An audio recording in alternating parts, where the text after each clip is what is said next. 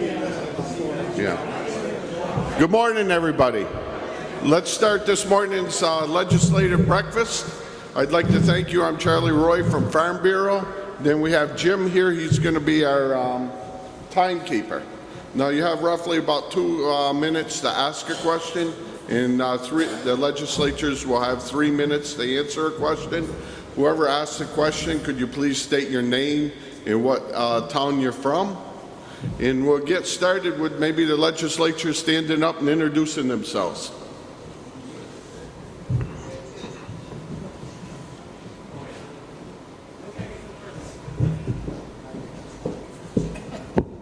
Good morning. Good morning. Diane Lanfer, Representative Lanfer from Vergennes. I represent Addison 3, which is Ferrisburgh, Vergennes, Panton, Waltham, and Addison. I serve on the House Appropriations Committee, and most of you know I've been there about, well, 8 years. All right, thanks. Good morning. I'm Harvey Smith, and I represent the towns of New Haven, Weybridge, and Bridport. I serve on the Agriculture Committee, and maybe we'll have a chance this morning to speak about pollinators. Thank you. Who'd like to be the first to ask a question? The microphones are right up and back, or you can feel free to come up front here to use this one. I'm Dinah Bean from Bridport, and I'm going to ask Harvey, what do you want to say about pollinators?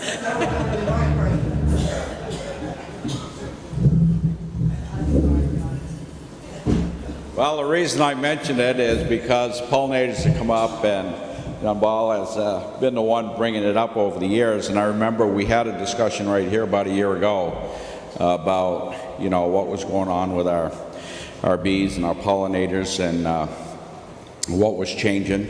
And we're seeing some disappearance with colony collapse. And so this year we spent quite a lot of time in the House Agriculture Committee talking about the issue. A few years ago, President Obama had sat in charge USDA and EPA to come up with some kind of a plan to rebuild and regenerate the pollinators in the nation, because it's not just a Addison County issue, it's a national and international issue right now. So they came up with some guidelines for that, and so we kind of built on that. The Agency of Agriculture was tasked with coming up with a pollinator protection plan. So what we did is we set up a committee to help the Agency of Agriculture work on this, and they've got 1 year. A lot of the work has been done by the agency, but by bringing in, we had on this committee, we had 2 people that manage bees that they're in the honey business, and then we had a couple of growers on there. We had some extension folks on there. We had people that were involved in the industry at all different kinds of levels, and we even had an advocate for the bees put on there. I don't know who they're gonna pick, but there are a group that would like to do away with a lot of insecticides and pesticides that the agriculture community depends on in order to grow their crops. And so we made sure that there was balance, that all these folks were represented on that committee. So I'm pretty hopeful that we're headed in the right direction on this. And I know when we took the testimony, it's interesting. Some folks that are managing their hives are doing incredibly well. They're not seeing the colony collapse that others are seeing. So we don't know exactly what's causing it, but hopefully we'll bring all these folks together and we'll get some real good answers and some direction to move forward with. Thank you. Do we have any more questions? Don't everybody speak at once here. Okay, go ahead.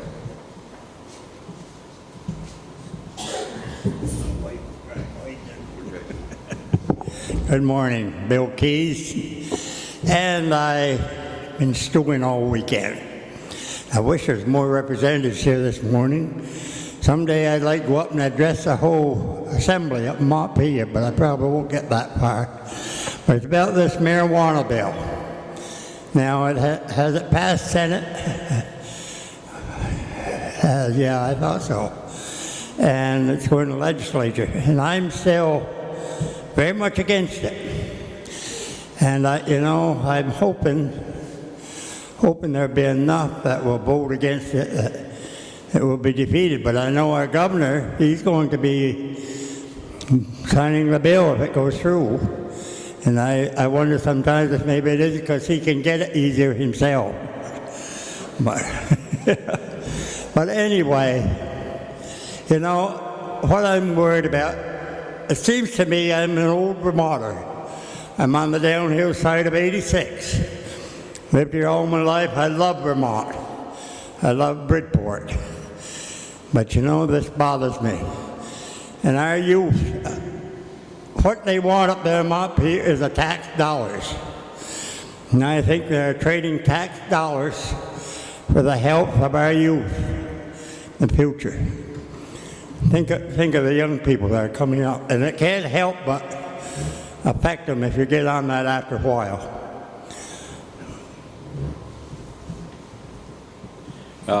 Thanks, Bill. I just want to remind you that I have a standing invitation for anybody that wants to spend a day in Montpelier that they can ride with me. And I've had several people take me up on that over the years, and they have my ear on the way up and on the way back, and they can do whatever they want once they get there.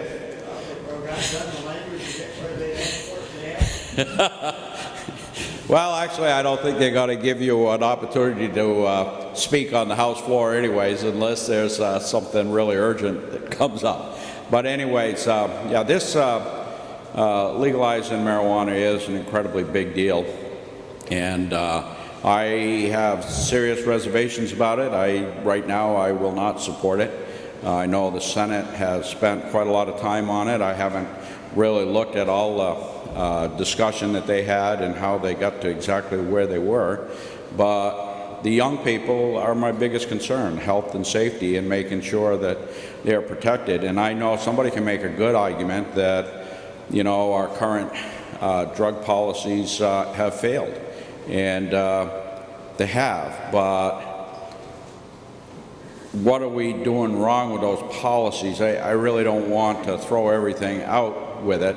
And I know last Monday morning we had a discussion on it. We had an individual here that was speaking very much in favor of it and gave some good reasons for it. And but I just can't buy into that. And I know it's not going to be simple. And I know in what the Speaker of the House has said that right now he doesn't think there's enough votes in the chamber to pass it. So where it goes, I honestly don't know. Thank you. I too was hoping that we have a few more voices, but it'll be the Harvey and Diane show here this morning so far. Not on? How about that? A little better? There we go. There we go. So, Bill, I absolutely 100% agree with you on this. I had come to running for office after spending more than a few years working at the Vermont Department of Health within ADAP, which is the Alcohol and Drug Abuse Programs, and worked for 3 years on the Adolescent Treatment Grant. And I just cannot be okay with that bill at this point. I know that we have a great deal of marijuana that's used in Vermont that's happening right now, and maybe we do need to look at that's happening. But so number one, I'm not in favor of this bill. And number two, I'm not so sure right now, given the structure right around state government and its pillars of work between getting health care correct, cleaning up our lake, and a lot of issues that are out there, I'm not so sure we could successfully roll this out just yet. And that would be even my background concern, that I don't think we have what it takes right now to take this on and to do it correctly. Will it might happen in years to come? Could. But I would agree with Harvey on the fact that I don't think we have the votes in the House to get it off the floor. But even before it comes to the floor, the first stop it has to make is House Judiciary. And it has to take hearings and get through the Judicial Committee. And then it has to go to Ways and Means. And I'm not so sure it's as much of a money grab as it is that they're trying to balance between actually taxing it at a point that doesn't drive everybody just to continue to go to the black market. But that is an issue. And then number 3, it has to come to the House Appropriations Committee. And that's where it would have to get by myself and the rest of my colleagues in that room. And I'm pretty sure that there's not enough votes even in that room to get it to go to the floor. So you never know what's going to happen, but I can assure you that I'm not in favor of it. But while I'm here, if you don't mind my taking a minute, there's another number that you mentioned about children. And I deal with numbers all day long and spreadsheets and budgets and where things are going with our tax dollars. But listening to the Department of Ed right now, this is a number that concerns me, that 40% of the school-age children in Vermont live in poverty. 40%. That's a problem. That's a problem for our future. That's a problem for them as well. That I think that as we continue to work on all the issues, that is something that we need to wrap our arms and our head around, what that means for everyone in this state. Thanks. Thank you. I see we have another legislator to come in. Would you like to introduce yourself? And the last question was about marijuana. I don't know if you want to address that. Sure. Good morning. I apologize for my lateness. The simple truth is I forgot to set my alarm last night. My name is Chris Bray. I live in New Haven. I'm one of your 2 senators, along with Senator Ayer. I have 2 committees I serve on. In the morning, I chair Senate Natural Resources and Energy.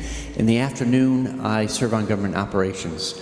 And the Senate just voted on the marijuana bill this past week. It passed 17 to 12. I voted against it. I'd asked my colleagues for the last several months 2 basic questions. Was this going to make Vermont healthier? Was this going to make Vermont safer?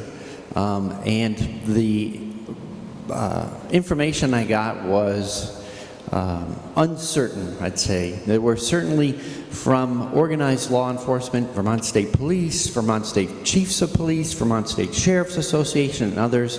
They said they were concerned about it, and they particularly things like road safety, and given that there's not a good real-time test for being under the influence, so they were opposed. The Vermont Academy of Pediatrics, the Vermont Medical Society, and a third, whose name I don't quite remember, also were, and also our own Department of Health raised serious concerns. So ever since I've been in the legislature, a decade, we've when we talk about health and safety, we generally say, let's take the precautionary approach. If we're uncertain about something, be cautious and don't go ahead. And in this case, I felt like there was definite controversy, clear uncertainty, and I felt like I wanted to honor that principle we've operated on since I arrived, which is when you're in doubt, don't go ahead and make a change like that. So that was how I voted on the marijuana bill. Thank you. Do we have another question here? John Ball from Addison. My background is industrial control, process control. And I know that to be able to control and regulate something, you have to be able to see it. You have to go look at what's going on. I think the same thing is true with marijuana or any other substance that we want to try to control. We have to see what's going on to be able to regulate it. I don't know, there's a saying that I'm paraphrasing now. Those who don't learn from history are bound to repeat the same mistakes again and again. Bill, I did a little quick mathematics and determined that you were born probably in 1930. You probably were too young to remember prohibition of alcohol. But we all know the history of the prohibition of alcohol. It was an awful, awful disaster. It encourages the criminal element in our society to come forth and prosper. Since it's been, that amendment has been, the prohibition has been repealed, we still have an alcohol problem, but I don't believe it's anywhere near what it was during the years of prohibition, when we couldn't see what was going on. The deals were happening in the dark alleys and behind locked doors. I would think there's some, I'm sure the legislators have all heard this particular argument before, and I'm sure that you weighed these arguments very carefully. But I think this is and has been a serious problem, and if we want to really ameliorate the bad effects of marijuana, we'd better start bringing it into the daylight where we can see it, control it, regulate it. Thank you.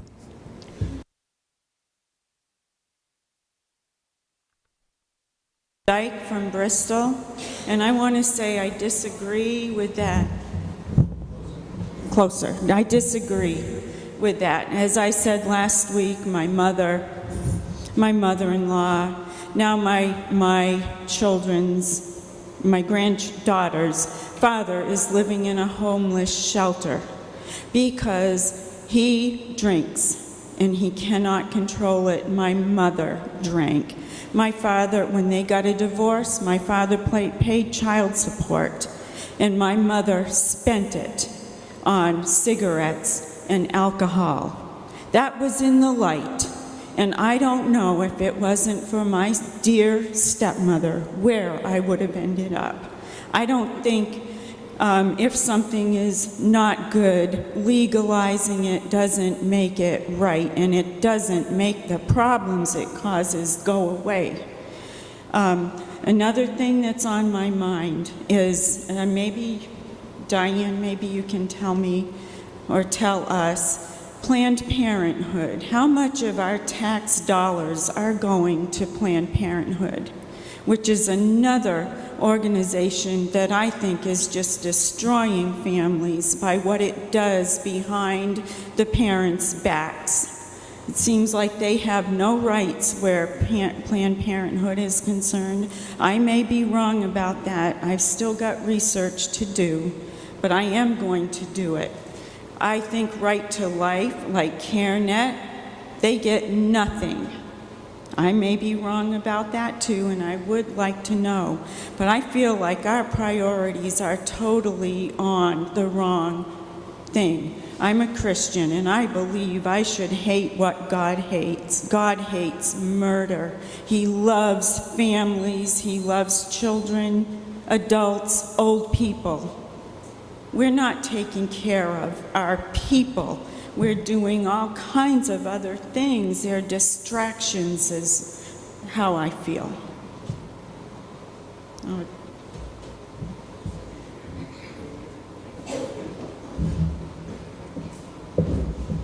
Hi, Lane. Thank you for your statement and your support, and I'm glad that you've made it through some rough times in your life.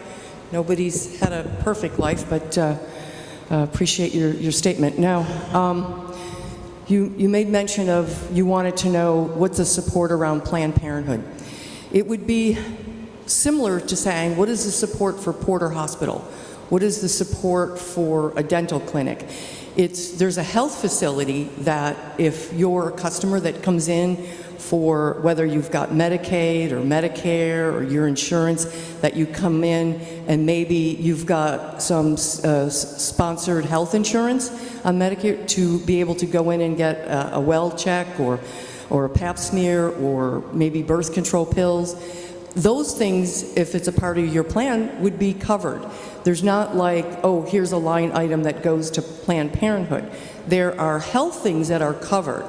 Now, that doesn't mean that everything and anything that any organization offers is covered. Planned Parenthood may cover things that you may not like, but that doesn't mean that the state is funding that particular item. There is no federal funds, and it's not, I don't believe, I'd have to confirm this, but there's no federal funding that's allowed to be able to go in that direction that I think that you're very concerned with, which is around abortion. But the ability that you have it and it's legal within the healthcare system, it's there. But there's not like a line item for a particular place. Just like I mentioned, there wouldn't be like a line item that this is what we pay Porter Hospital. We cover certain insurance items. Does that help? A little. Okay. My question was how much goes to the organization, and if nothing goes. But then the other thing is we are paying Vermont Health Connect, and they are covering these things. And so, in a way, I am paying for something that I would not ever want to do. Thank you.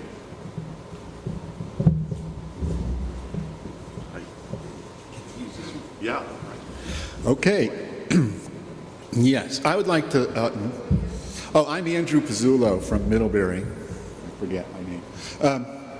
I would like to encourage the legislators to support the marijuana bill, and I'd like to give them a good reason why. Marijuana, of course, is not a white man's poison, so it is illegal. All right? It's a holdover from the bad old racist days, right? Brown and black-skinned people use this stuff. Okay, maybe it was called loco weed. I think maybe some of that was part due to the tequila, the alcohol, the white man's poison, perfectly legal, nothing more destructive, right? Right from the very beginning, Noah invented wine, and his son got into trouble and caused chaos right from the very beginning. But we cannot outlaw that, right? We cannot. We've learned our lesson. Tobacco. Health, right? Talk about health. It's killing the people who smoke it. Right? So why? Why hold on to something that is specifically designed to put black and brown people in jail so that we can maintain a low-wage workforce? People have no rights, all right? So please, okay, I urge you, vote yes, do away with the bad old days.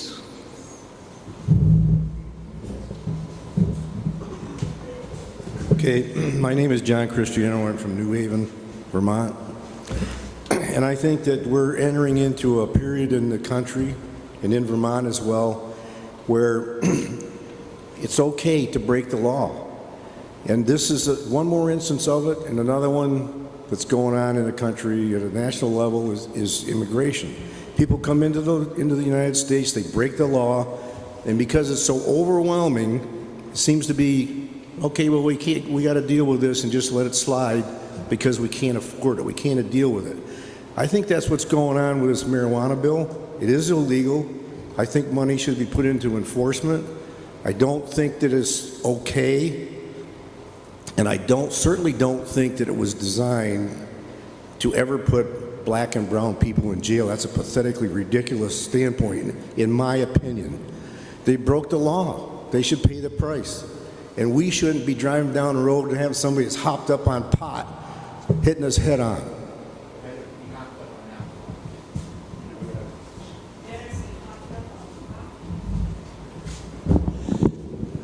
So I want to follow up just a little bit on the other thing I think that was disturbing for me is that as the Senate talked about the need for health and safety programs, that originally they were going to be put off until legalization, and then they said, well, we could actually start a little sooner, but in essence, we identified things we could do around health. For instance, education outreach. We have a tobacco outreach program that has helped reduce smoking in the state of Vermont.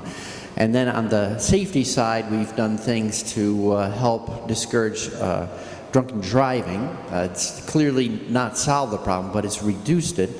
Anyway, we came up with recommendations for ways to improve both safety and health, and then they were left contingent upon legalization. That legalization became the funding mechanism for these programs, to me, which seemed, frankly, something almost dishonest. If we think they're necessary programs that we ought to enact to address a current problem, then let's appropriate the money now, not say the only way we can come up with funding to fund these programs is to legalize. I'm Bill Fifield from Bridport, and as some of you know, I'm a retired physician. I worked in the emergency room at Porter for a number of years, and as far as alcohol is concerned, I've seen the effects of alcohol use, both in terms of car accidents and cirrhosis and death, early death, and so I really have to question whether repealing prohibition was the right way to go. As far as marijuana is concerned, marijuana can actually cause anatomical changes in the early adolescent brain. It decreases motivation in young people, and in my view, the last thing we need in this country is a bunch of young folks who do not have any motivation. The other thing I would just like to ask someone about is that if we legalize marijuana, and if it has been as it has been legalized in some states, the federal law still prohibits use of marijuana. So if Vermont were to choose to legalize it, where does that leave people who then use it?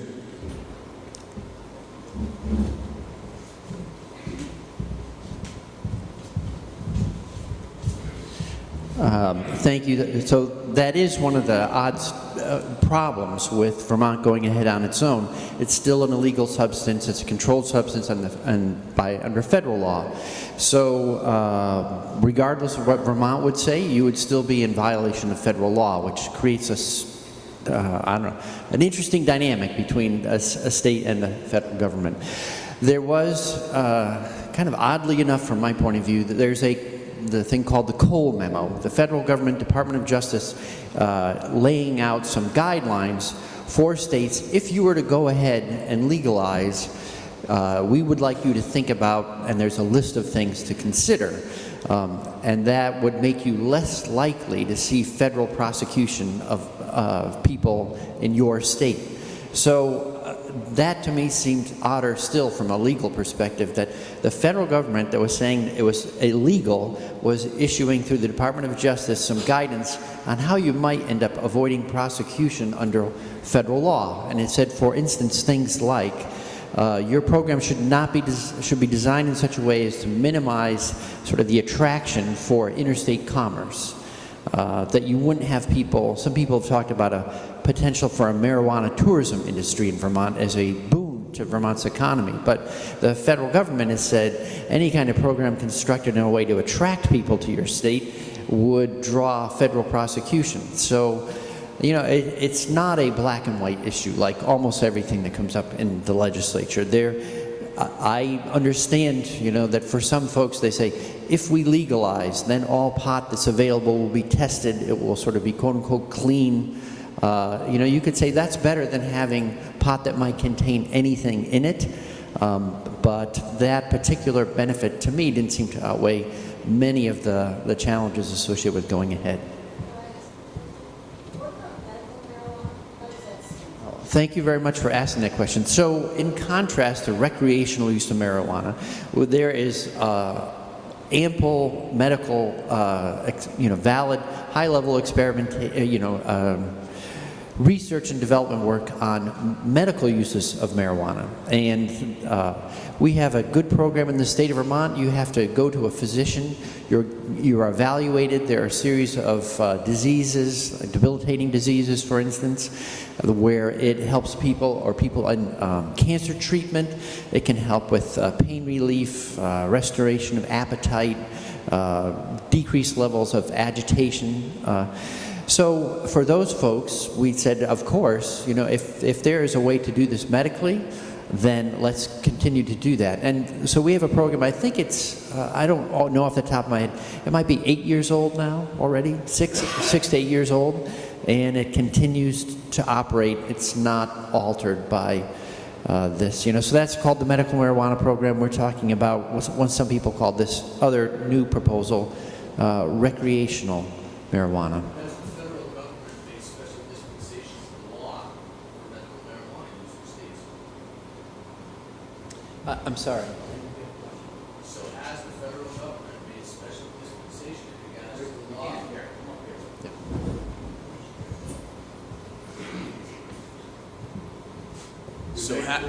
My name is Keith Greer. I'm a resident of Bridport. So has the federal government made special dispensation in the law, it's illegal, right, for medical marijuana use? This is something that many states have been doing for, in some states, a decade. That's a good question. I would have to go do some research to see exactly how the relationship between the state and the feds works on medical marijuana.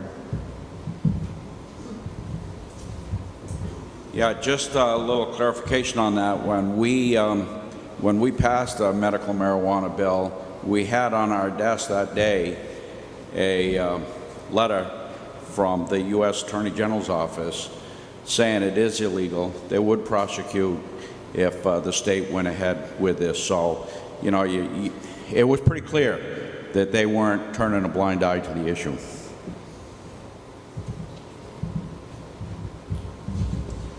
Hi, I'm Chuck Leach from Bridport. Before I moved to Bridport, though, I was a high school teacher in Colorado, and I retired right after the ballot initiative which legalized marijuana in that state. I had a conversation with my students about it, and my concern was, as the doctor expressed, it permanently rewires your brain in ways that keep the brain from maturing. And that was a big concern of our governor. It was a big concern of mine. I talked to my kids, and they said, Mr. Leach, we can get marijuana anytime we want it. It doesn't matter whether it's legal or whether it's not. We can get it anytime we want it. Even so, I voted against the initiative, but it passed, and I'm back in that school at least twice a year, every year. I talk to my colleagues about the impact they see on the students in the school, and they don't see any. Now, I didn't really want to come up to the microphone to talk about that issue. I have a different one, so please watch my time. Don't let me run over. But since this is obviously a big level of concern in the room, I just wanted to share the perspective that I've gained through a state that's actually going down that path. I don't know that I would vote for it today, but I can at least say the fears I had don't seem to have been realized. What I wanted to speak about was the real problem we have with opioid substance abuse. And I'm hearing not just Vermont, but all of our neighboring states are having to find vast millions and millions of dollars of money to try to treat people who are victims of substance abuse now. And the gateway drug is not marijuana. The gateway drug is legal opioids. And I don't know that the state of Vermont can do much about that, but I would really appreciate it if our legislature would at least consider making some sort of a stand that says the pharmaceutical companies caused this problem. They're the ones who created the substances. They're the ones who pushed for streamlined FDA approval. They're the ones who facilitated short-circuiting the research to find out just how bad these substances are. And if there's any way that the bill we have to pay as a result of that could come home to roost in their nest instead of in mine, I would really encourage the legislature to try to pursue that. Thank you.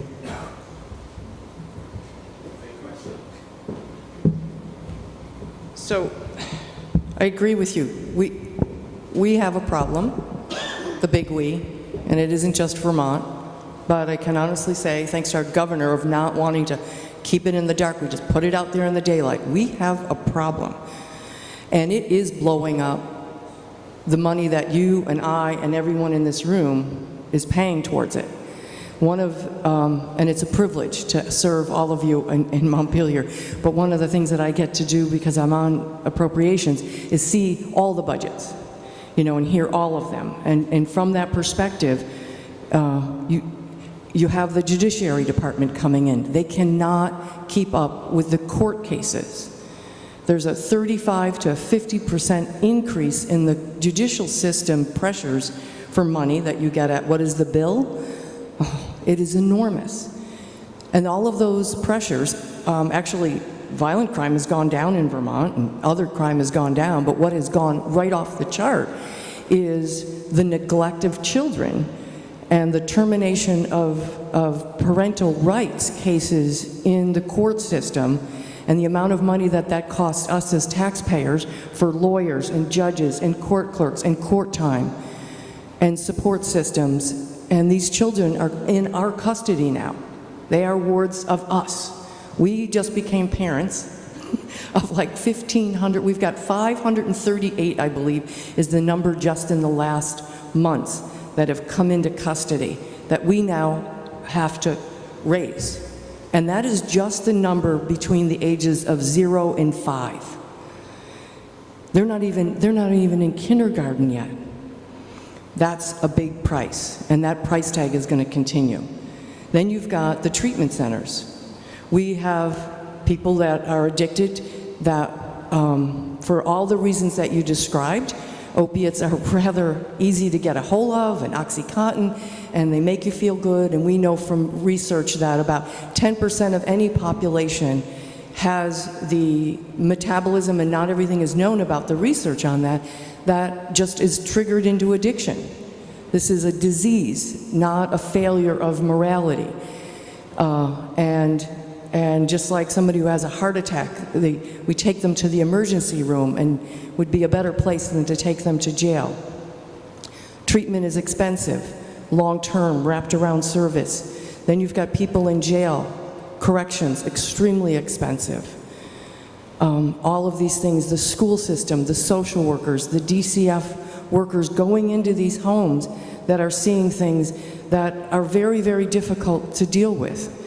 All of that is on the taxpayers' budget in dollars, and it's just, you can just see it. If I could, I've said this before at breakfast, if I could wave a magic wand and just get rid of one thing, that I think that Vermont would be the addiction piece. One time in history, you could buy heroin through the Sears catalog. It was, you could just purchase it through Sears catalog and all the equipment. It was considered, why it's called heroin, because it was a hero. It was considered the savings grace to save America from morphine at the time. And if you remember, maybe laudanum is a combination of morphine and alcohol. And we pretty much used that rather liberally back in the 1800s. So around 1900, heroin came in as being seen as a savior. So we do have an issue, and getting our hands around poverty, homelessness, despair, where people are going, can help. But the pharmaceutical companies, you heard our governor make a stand with other states to say, we should get our prescribers, do we need 60 pills just because I had my wisdom teeth pulled out? We should question that pressure from the pharmaceutical company. No, maybe you need 2, or that you can fill half of the prescription and maybe go back. I think those are the steps that we can take within our realm. Thank you. Thank you.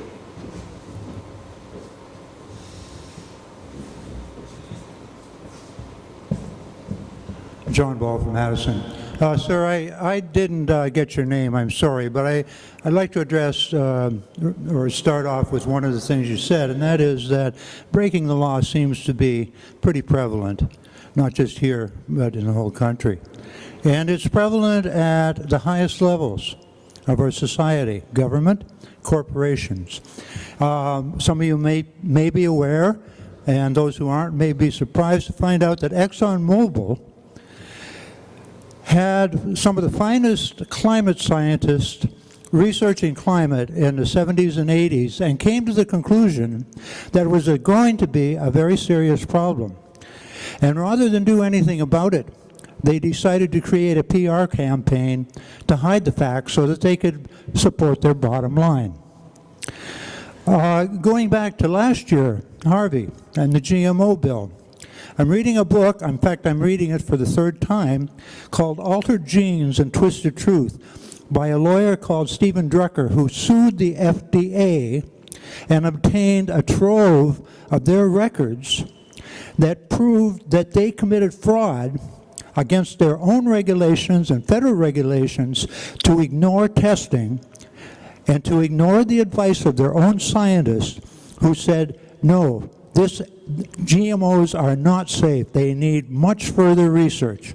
Those are completely obliterated by the FDA's administrative decision to allow GMOs to come on the market essentially without any regulation or oversight. The pharmaceutical companies. How many, I can't even keep track of the number of times that pharmaceutical companies were fined for breaking the law. And a slap on the wrist, a couple $1,000, $100,000, which is nothing to these people. Yes, they are the ones that are creating the problems. They are the legal drug dealers right now, and they are the ones that are pushing these drugs that are addicting people for a lifetime. The psychotropic drugs control mood and depression. People get on those and they cannot get off. And the pharmaceutical company rakes the profit for the rest of that victim's life. It's a huge problem, and it's at, I see my time's up, it's way beyond the scope of Vermont and the Vermont legislature. But the more we know about these atrocities, I think the better off we'll be in fighting them maybe someday at a federal level. Thank you, John. So last night, on whatever cable, it wasn't cable, but on my smart TV I could buy the movie The Big Short. If you haven't seen it, I recommend it, because if you thought you were not going to get angry before, I'll tell you, this gets you really fired up at the amount of perverse activity on the big scale level out there in the world from corporations that just makes me mad. But as Vermonters, this is one of the reasons why I love doing this in Vermont. We get to be in rooms like this. Other places don't have this. Other counties don't have this. Other reps tell me, there's a breakfast every Monday. They go maybe twice an entire session. We have it very good in Vermont, and we're willing to listen to each other respectfully. So you brought up ExxonMobil and some of where Vermont can possibly go. And I belong to the Climate Caucus in Montpelier, and when I can get down there on Thursdays to meet, one of the things that we had heard from, and I would recommend, if you haven't seen this report, which probably you haven't, because I wouldn't have known about it either if I hadn't gone, it just came out a couple of weeks ago. It's called the Vermont Climate Change Economy Council. All right? Things are changing. The weather's changing, whether we believe where it came from or not, it's happening. And Paul Costello and a group of stakeholders from the Vermont Vermont Council on Rural Development put this together. It's online. This is just the beginnings of conversation with stakeholders across the state. What's going on? What can we do? How do we turn this into Vermont's response, not just to make it better, but we could do this. So on the table up here I brought, because it's town meeting week and I get to be home, so thank you, I get to be here. So I brought my town meeting report, but I also brought, this is the very beginnings of conversation. Some people here were very far along in the marijuana conversation, but we're very, very at the nuanced beginning of talking about what carbon tax would look like and where do we go in the future.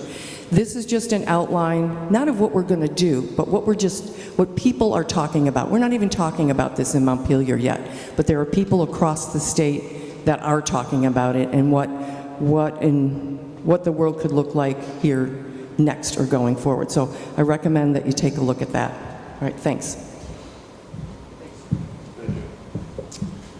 Peter Briggs of Addison. I had the pleasure of sitting through a 9L hearing in which Chris Bray's Senate committee took testimony on, and during it, one of the senators said, yes, we're trying to get Vermont to go to the European model in which people live in dense little communities or big communities, and they take public transportation instead of the personal automobile to stop global warming. And I also had the pleasure of watching a video that David Bittersdorf was giving a presentation, I believe Diane was there, in which he said that to go to 90% renewables, it's only going to produce 20 to 30% of the current energy we're using. So in other words, we're going to have to give up around 70 to 80% of our lifestyle, and it's going to start with the personal automobile. So my question is if we all are supposed to turn in our plates eventually and use public transportation, why did we give illegals their license to drive? Hi, thanks, Peter. Yeah, I think I was at that, one of the rollouts, I think that David Blittersdorf gave, can't remember where, but it was a couple of years ago. You know, it was about a decade ago that I started getting involved in or at least more in an active role, and was on the Virginia City Council, and I was the Virginia's energy chair, and there were things that were, just 10 years ago that were just unthinkable that are happening right now in a fairly mass way.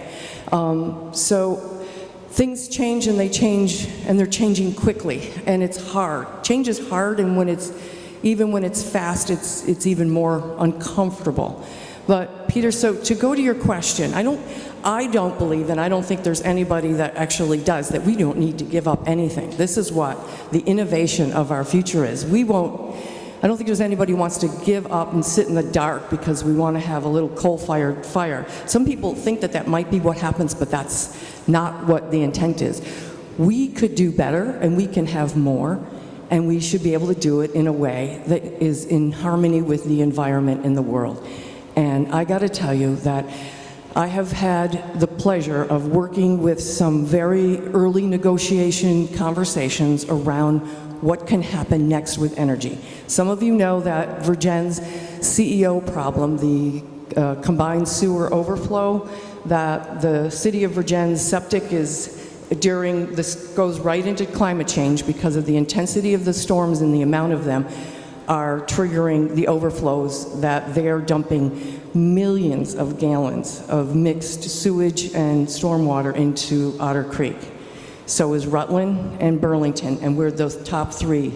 That's a problem. So there's another bill which I can talk to you about that just passed that committee that I introduced on that.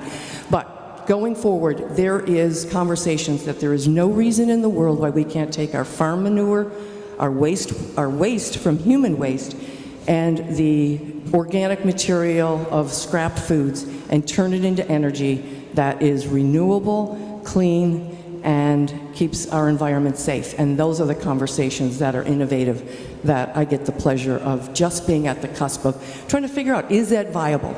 Can we afford it, and is it viable? And we're still exploring that, but more to come on that. Thanks. I think I missed something over here. Question.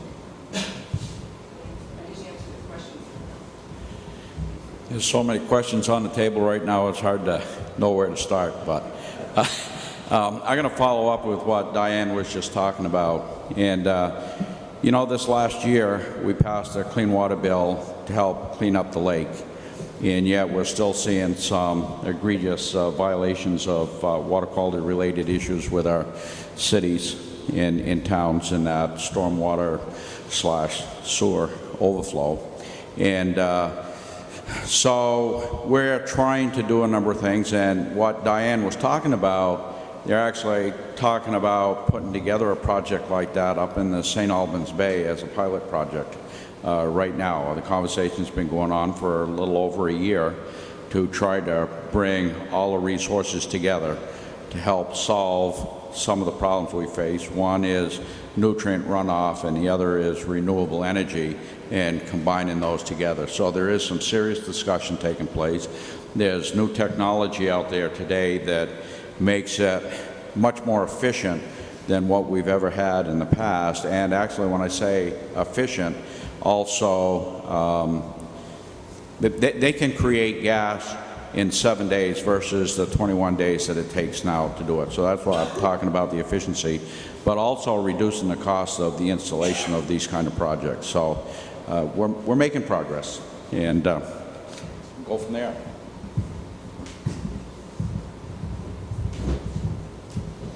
I wanted to double back to Peter's particular question. I think the driver's privilege card was created in order to provide migrant workers in the state of Vermont with an opportunity to be able to get around. As you know, I sometimes call it the curse of Vermont. There's very little public transportation. If you want to get someplace, usually you have to get in a car.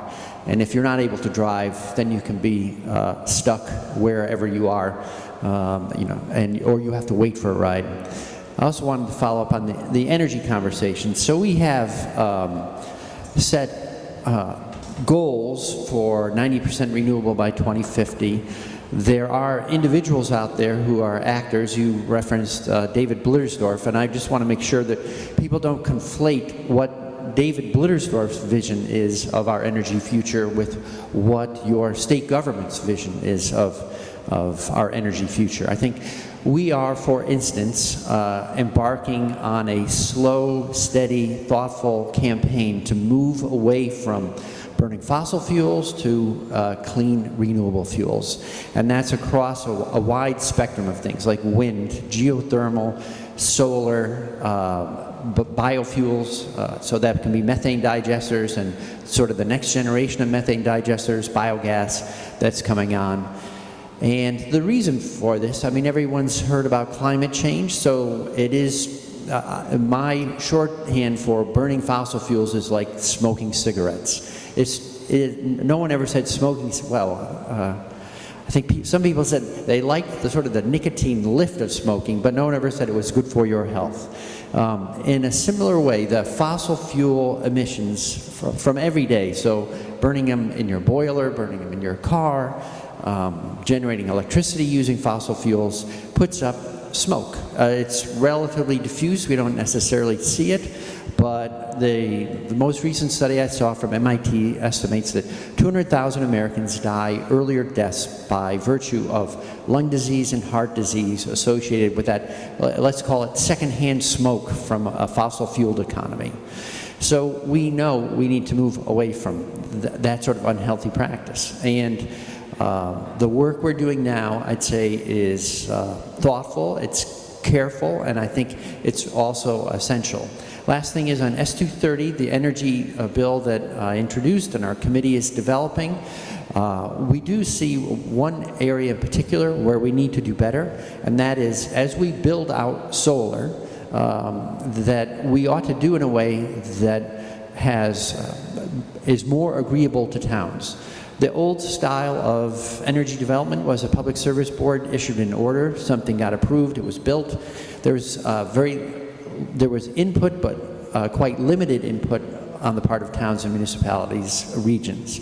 Now we're proposing a new strategy that says the land use and planning information at the local and regional level is fed up to the state, and the energy goals are fed from the state back down to those regional planners. In short, it's how would your town, how would your region like to participate in developing that new, cleaner energy future? Not, we're here from Montpelier and we're just telling you this is going in. The old model worked when it was designed really for large projects like long-distance transmission lines, where you were, if you had ever gone town by town asking for permission one by one, you might never get to build such a line. But these are a very different beast. They're smaller facilities built widely across the landscape, and so we need a new process in order to bring towns and the state together in agreement on their development. Thank you, Senator Bray. The senator is the chair of the committee, and he's really taking a big lead in a lot of what's going on in that energy, and I commend him for it, and I rely on him to keep me informed on a lot of things. But I wanted to come back to the mic, and Peter, I just remembered as I walked away, your question about the driver's license. So I was in the Transportation Committee when that came up, and it came up a couple of years prior to that, and if you recall, when the federal government put in place, and maybe you don't, the Real ID driver's license, okay? So when that was becoming federal law, every state has to have another option for people who do not wish to want to comply with, whether by willing or can't, with a Real ID driver's license. So we had to come up with another option, which was the driving card, that says you are a resident in Vermont and you've passed the driver's test. That's it. Now, you're right, it did fit very well in with people who may be here under different circumstances, that they saw this as an avenue. And so I just wanted to just bring up that it was the reason for it was much, much bigger than just that reason for migrant workers who are here to be able to get licensed. It was a much bigger conversation, but it did fit that world very well at the same time. So I'll just make one other point on the energy piece, because we continue to work on this. So Thursday, I'm actually going on a tour of the Essex Junction wastewater treatment plant. So when I came home and over the summer, because of what was happening in Virgins, both at the wastewater treatment and many conversations around manure pits, I became a lot more involved in a lot of conversation that dealt with whether it was manure or human wastewater treatment. So dove right into that, no pun intended, and have been very trying to become more and more informed about that subject matter and where we can go next. And so I introduced a bill, H674, that was in the Fish and Wildlife and Water Resources room. Virgins actually complies quite nicely with the law or the recommendation that you report these discharges, these permanent discharges when you have a stormwater overflow.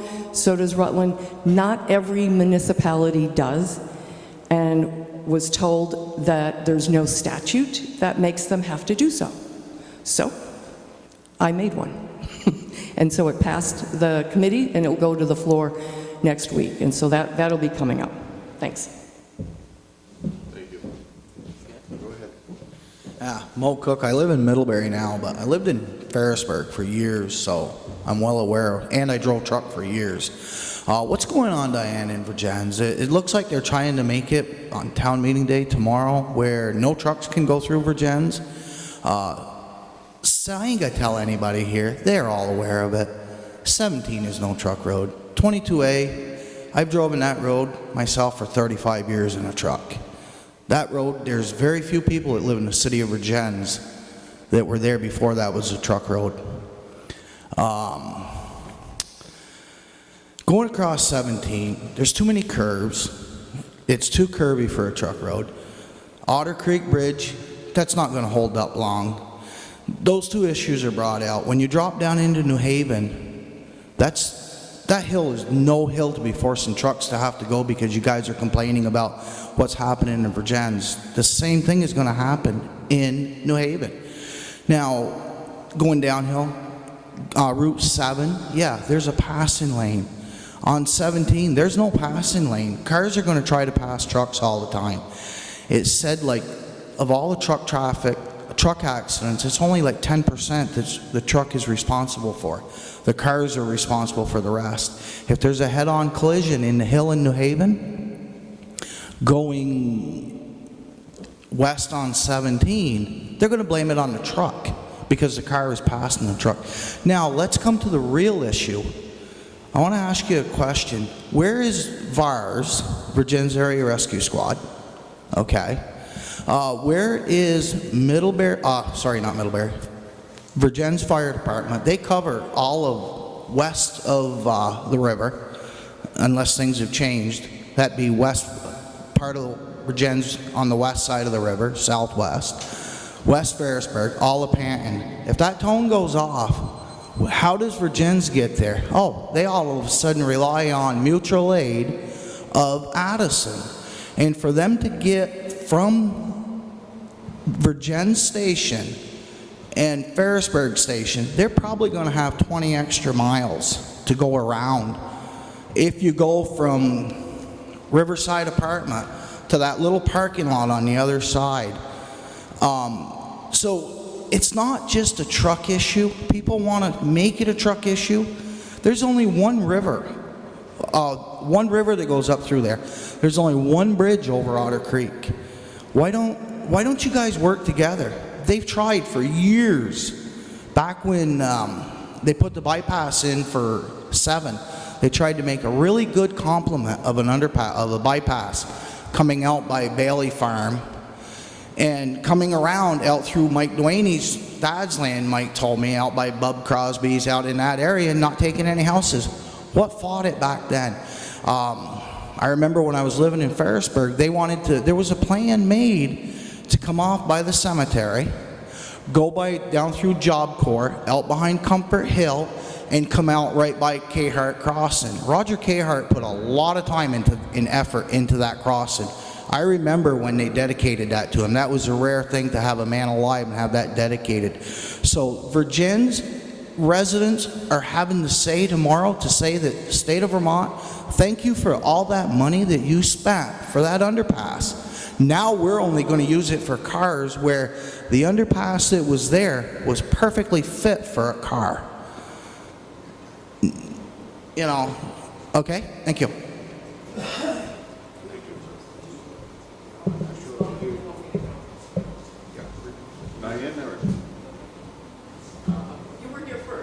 I'll just throw in a quick question, and you can answer it in whatever order comes along.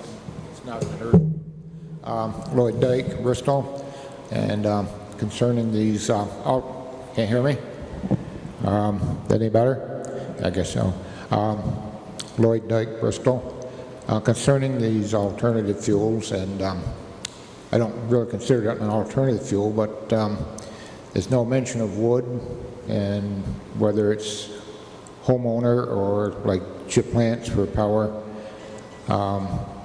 But there has been talk about, a rumor anyway, that there are plans to be taxing wood, limiting the use of wood, carrying on about this, you know, the smoke and so forth from it. But there have been a couple of various plants and for homeowner use. I just wondered if there's anything going on, any comments about that, the use of it or limitations of it. Thank you. And you can fit that in anywhere. So wood is definitely, Vermont's still 78% forest. It's a natural resource. Although there are emissions, things to be dealt with in burning wood, it's also from a long-term carbon cycle. That carbon that was captured in a tree is released and then is built into the next trees that replace and grow. So it is regarded as a sustainable fuel as long as we harvest it in equilibrium with replacing it. And in terms of forestry work, I introduced a forestry bill this year, and on behalf of the administration, it's actually, we sort of did a handoff to the House, which has split it into like 5 smaller bills. Those are all being worked on. I think Representative Smith has been working on part of it, and I expect 1 or more of those pieces will come back to the Senate, and we may actually reassemble the sort of larger bill. But in essence, probably the main feature of that bill that's of interest to the forestry and logging community is that it says, let's notify the state when larger cuts are underway, and let's track shipments of wood. Those 2 things are oriented to having the state understand better what's happening in practice out on the landscape. And then I'd say probably the most important thing to loggers is that to establish a right to forestry practice, so that if you are following the state's guidelines, accepted management practices and accepted silvicultural practices, you will have standing should you be challenged in a nuisance lawsuit that says you are now good to go. You followed the state's rules, and you wouldn't be subject to nuisance lawsuits over, for instance, I don't like hearing the sound of skidders in the woods adjoining my property. And it's akin to the right to farm law, and it's as civilization builds out into more and more forest land, the notion is that we need to make sure that if we're going to keep forest land healthy, productive, and affordable for people to own, they need to be able to use it. And I think Vermont has a high stewardship ethic around good forestry practices, and that when we use the forests well, that they can also contribute to our energy and our energy economy and the economy of the state in general. Thank you, Chris. I'll jump in, Representative Smith, if that's okay with you. I'm sorry, sir, I forgot your name, but sorry you left North Ferrisburg. I'm not on the city council in Virgins any longer, but I had been there for years, and as a Virgins resident and somebody who's aware of the conversation that you're referring to, I can bring some enlightenment around the conversation, and not responsible for it, but the history on it goes this way. Many years, years ago, and I totally loved Roger K. Hart. Matter of fact, when I came in and I was on transportation, I had his seat. And every time I go underneath that bridge, I look up and ask him, Roger, how am I doing? How am I doing, Roger? And sometimes, if he answers me back, I'm going to be in trouble. But so downtown Virgins, there was on the books or an idea years ago for a truck bypass around Virgins, which I agree, and it concerns me that we don't have more than one bridge, that there's a little bit of lack of redundancy if something happens to that. I'm very well aware of where the rescue is and where the fire department is and what would happen if something happened on that bridge and they couldn't get through. So there is a really good reason to have another bridge, but there's not going to be funding, and there's not going to be funding for bypass. We can barely keep up with what we have right now. So the trucks through downtown Virgins, it's a livable, walkable community. I don't know if you know that there are between 800 and 1,000 trucks that go through Virgins every single day. 1,000 trucks. Not that tells you how much goods are coming into Vermont. You know what I mean? We need what they bring. I'm a real strong supporter of rail because that could help. But with that makes downtown Virgins business, outdoor restaurants. They have the bed and breakfast in town so that people come up from New York to get away to the quiet and literally get up in the morning. They check out. They're gone. They're like, we cannot sleep. There's a truck every, like 40 seconds all night long. And if you're downtown and you're on the, so that's a problem. Doesn't mean that we have to beat up other people, but that was an issue for many years, and many people have been looking at it. This past fall, the mayor in Virgins, in talking about this issue, discovered that the grade, when you come up from the south coming into Virgins, that grade coming into town is 10%, which is not a recommended, is above the grade for truck level. So he brought up the question to VTrans, should the northbound traffic be rerouted so it avoids that grade? Because if we're going to hold ourselves to the own standard, that would be an issue. Southbound, definitely coming through Virgins, is what they're saying. All right, that's what they're proposing as an idea. The first thing I asked the mayor when he brought it up was, have you talked to Addison?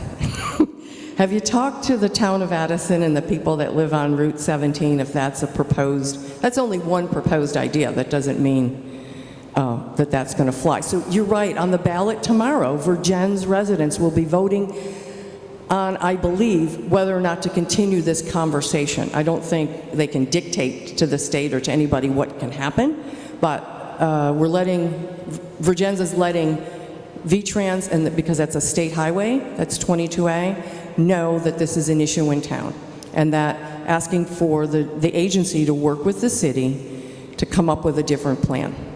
Now, what that looks like is really up in the air. Then hopefully answers at least what's going on. Yeah, there's a lot of trucks. Years. Would you like to stand, please? Sorry about that. I just got a heart for trucks, and if you're saying there's 800 to 1,000 trucks a day, Diane? Yes. That go through Virgins? Yes. How do they get to Virgins? Do they come up the whole 22A? Virgins is focusing on only theirs. Are you guys aware how much money that brings into the state? Yes. Where would you guys be? Where would the state of Vermont be if they went over to Westport, Burlington? They need to get to Burlington. Port Kent. No, I'm thinking of the Port Kent crossing. If they went over to New York, New York would love it to go up to New York and put a nice exit over to the Port Kent ferry crossing and say to Trey Pecor, and I shouldn't say his name, but Lake Champlain Oh, no, I know Transportation, and say to him, say, would you guys provide a service for us here? Let me tell you what, it's 62 miles from that crossing down here in Virgins to where they would come out. I know I've done it many times. Do you realize that would be 120 miles that you guys would be losing off the New York, off the Vermont mileage? You're saying 800 to 1,000 trucks a day. Let me tell you what, the state is hurting for money now. They would be hurting majorly for money. There's not a truck that goes through Virgins that doesn't carry something for anybody of them people in Virgins. I agree, because that was what I said. We actually need the product, the oil. They are not stopping there. They're going through. So we don't want to discourage this. There's other ways, maybe if there's rail. But I'm going to tell you the story about when the bridge went out. Okay, there's opportunities that are created in crisis that give you an opportunity to study things that you would never create in a normal situation. Yep. When the Addison Bridge went out and was closed, right? People in downtown Virgins, the restaurant owners and people, they say to me, come outside for a minute, Di. Come on, listen. Oh, it's so quiet. Do you really have to fix that? You know, so I had asked the Regional Planning Commission, can we get an idea of the numbers? No bridge, no ferry. How many trucks through town? We opened up the ferry traffic. They went somewhere. I don't remember anybody freezing to death in Burlington or us starving to death. But the truck traffic went someplace, and I think we missed an opportunity to study where the routes would go. It wasn't kind, but it was an interesting opportunity to see what happens when that route is shut off. So we don't know where everything comes from, but we know that up 22A, over the bridge, up to 17 through, it's a truck route to Burlington. Coming up 22A it is, but that bridge, that if you're saying going on your numbers, 800 to 1,000, I'll bet you 30 of them trucks did not come over the bridge, had no effect on the bridge being out. Lake Champlain Bridge that didn't affect 5% of them trucks, I don't believe. Yeah. But it was an opportunity to study it. Go ahead, Tim. I know we're almost at the end of our program. My name is Tim Buskey from Addison. And I thought the discussion of trucks in Virgins was a great one. We had a discussion at Virgins Residential Care amongst our residents, small group of residents, of whether they thought the trucks were bothersome or not. And of course our house is right off of Route 22A that all the trucks go by. And every one of our residents said, oh, we like the trucks. They wanted the trucks to stay. It was a source of something that they could watch, they could count, they could see, and they knew that the commerce was coming through the community. So I don't get to vote on it tomorrow, but it is advisory in nature. It's totally advisory, so the folks in Virgins will do that tomorrow. I just want to remind people about town meeting. You know, you're in a crucial spot. We talk about all the state issues, and when we're going to talk tomorrow and tonight about school budgets, $3 million school budgets, another $3 million for the Hannaford Career Center, $10 million for Virginia Union High School, and the consolidation of school districts. It's incumbent on all of us to be part of those discussions, to honor the long-standing tradition of town meeting, to be there and to make our right to vote on local issues an important right that continues for a long time. Please get out to your town meetings tonight and tomorrow, and please participate. Thank you.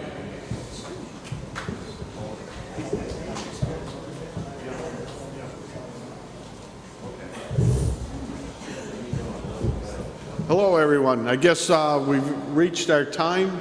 I'd like to thank everybody for coming. Have safe travels. Make sure you get out there and vote. And next week, our legislative breakfast is going to be in Ripton, and it's at Rickert Ski Center. I guess it's at Breadloaf campus, right up.